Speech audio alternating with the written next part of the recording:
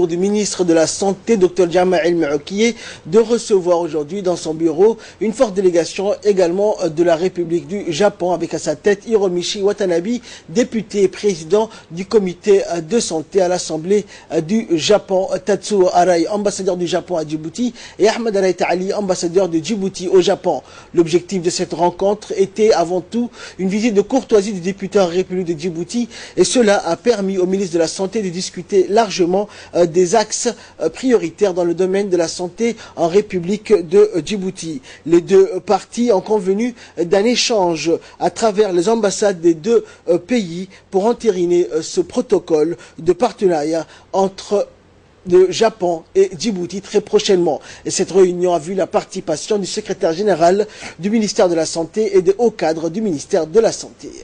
Et à la fin de la réunion, des cadeaux ont été échangés entre le ministre de la Santé, Dr Jamal El-Maoukié, et le parlementaire nippon.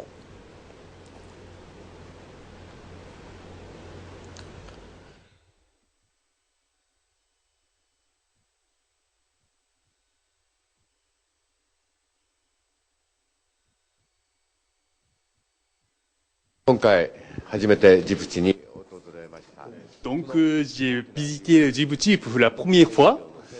Et la raison de cette visite, c'est parce que je voulais importer le système de santé japonais à Djibouti. J'espère que notre système de santé soit bien ancré à Djibouti. Et je suis vraiment heureux d'avoir une discussion franche avec le ministre de la Santé. Et je m'engage à continuer à travailler pour établir les meilleures relations bilatérales. Et le ministre de la Santé, Dr Jamal El-Maoukié, a remercié par la suite le député, la délégation japonaise pour leur visite à Djibouti et a réaffirmé l'importance que revêt pour le gouvernement de Djibouti la coopération entre la République de Djibouti et le Japon dans plusieurs domaines de développement. On écoute le ministre.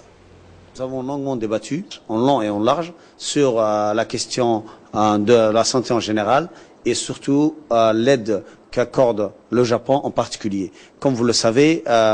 lorsque nous sommes déplacés la dernière fois avec la délégation que le président de la République, son Excellence M. Ismaël Omar Guelleh, était en tête, à la TICA au Kenya, à Nairobi, nous avons discuté avec la délégation japonaise à la tête de leur Premier ministre sur la question de la santé et ils se sont dit favorables à l'aide de la République de Djibouti en matière de santé. Sur la question de l'assurance maladie, sur la question du matériel médical, ainsi que toute autre renforcement de la formation, etc., etc.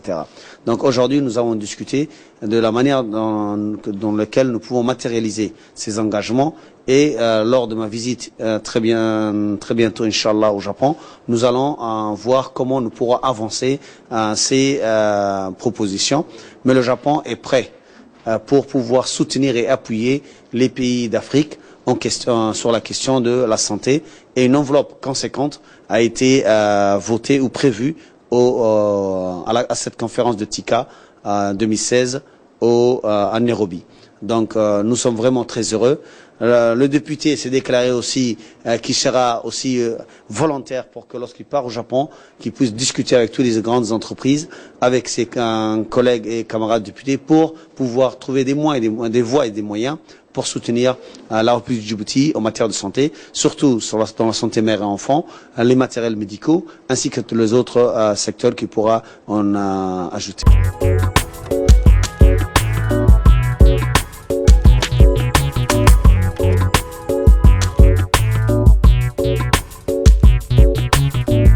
wasiirka caafimaadka Dr Jamal El-Maoukié ayaa shalay xafiiskiisa ku qaabilay wafdi ka socda dawladda Japan. wafdigaasi waxa horkacay xildhibaanka ahna gudoomiyaha guddiga caafimaadka ee golaha baarlamaanka dalkaasi. ujeedada kulankaasi ayaa hortaba booqasho oo safar oo dhowr maalmood ku joogo xildhibaanku dalkeena. waxa ay waasmaxday in ay ka wada xaajoodaan wasiirka iyo xildhibaanku amuuraha ugu muhiimsan ee waaxda caafimaadka dalkeena. wasiirka caafimaadka ayaa ugu mahadceliyay xildhibaanka booqashada uu dalka ku yimid, waxaana uu ku tilmaamay in dalka Japan iyo Djibouti ay wadaagaan xiriir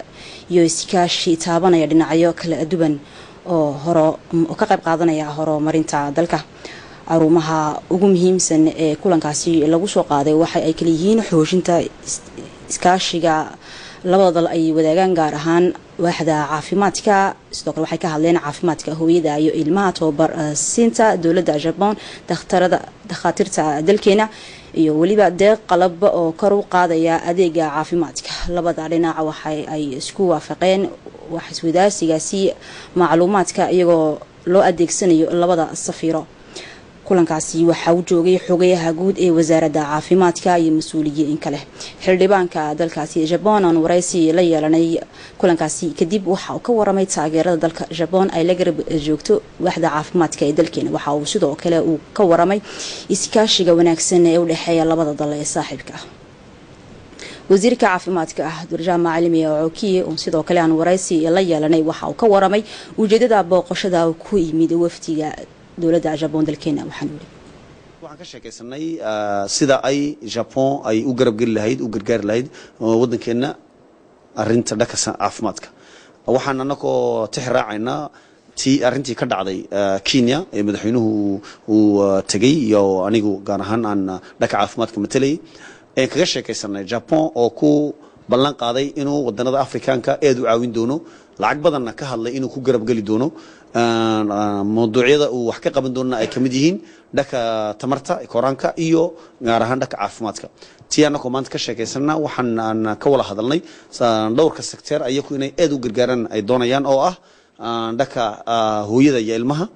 iyo dhanka qalabka dhakhtarada markaas waxaan ku ballanaa inaan maxaan ku arintaas si dadajino fudaydino oon si degdeg u tixgelino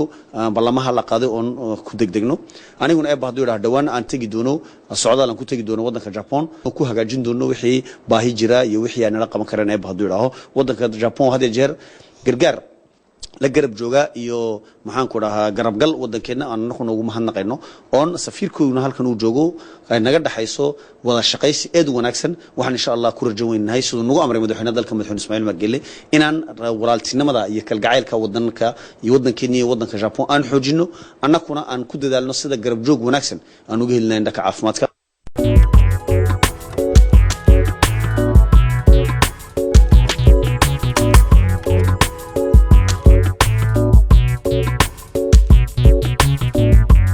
جيبوتيك عافيت ملاكه يا دكتور جامع علمي عوكي أساكونا جبر سوكو عافيت حاجي لها مرخصة لها إنوية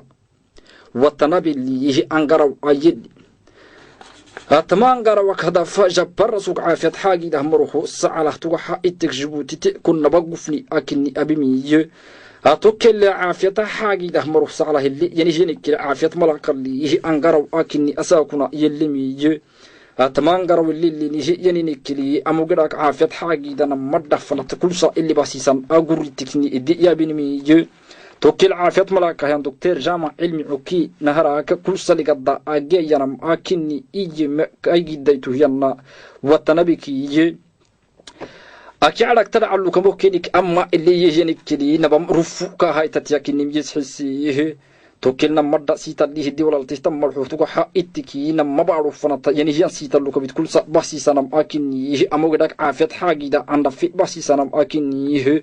تنحكادو كوتي كادا كالي هاي تدفنا نيرو بالتكي هي أدل عافيت حاجة دا كل باسي فروه الدبوستيني هين مالولي أكني كسيسين ميجي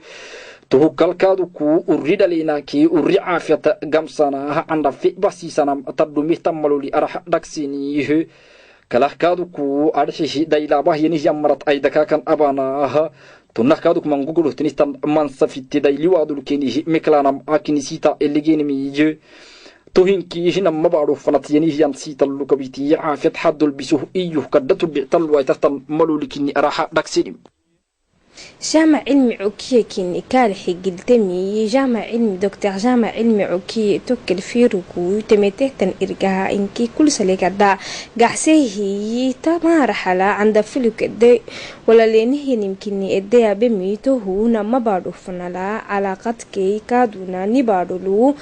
عافيت حدلو وجدتي هاي تامكي فرديم تامي ملاكني سيتا اللي هدي ولا نهي إيامي توكل كادونا جابانوكو عافيت إدلا منقوم حتو كيتي كينيك عمبال نحكيني إيام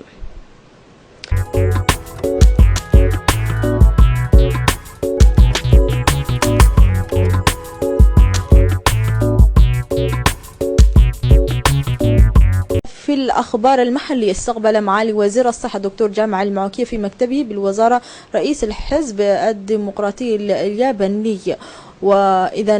وذلك في إطار هذه الزيارة العمل. وحضر الاجتماع من جانب اليابان السفير الياباني وأعضاء من جمعية اليابان ومستشار في الصداقة. أما من جانب الجيبوتي الأمين العام لوزارة الصحة ونائب رئيس مجموعة الصداقة البرلمانية وسفير الجيبوتي في اليابان السيد أحمد علي آريتا. وتطرق الجانبان حول سبل تطوير العلاقة المتينة الثنائية الجيبوتية اليابانية في مختلف المجالات، لا سيما في مجال الصحة. ومن المواضيع المهمة التي ناقشها الوزير مع الوفد الياباني تعزيز التعاون القائم بين البلدين في المجال الصحي عبر تحسين جودة قدرات الموارد البشرية في الوزارة من خلال تقديم دورات تدريبية لهم. هذا وقدم وزير الصحة الشكر والتقدير إلى الحكومة والشعب الياباني على كل المساعدات المتعددة المقدمة لبلادنا.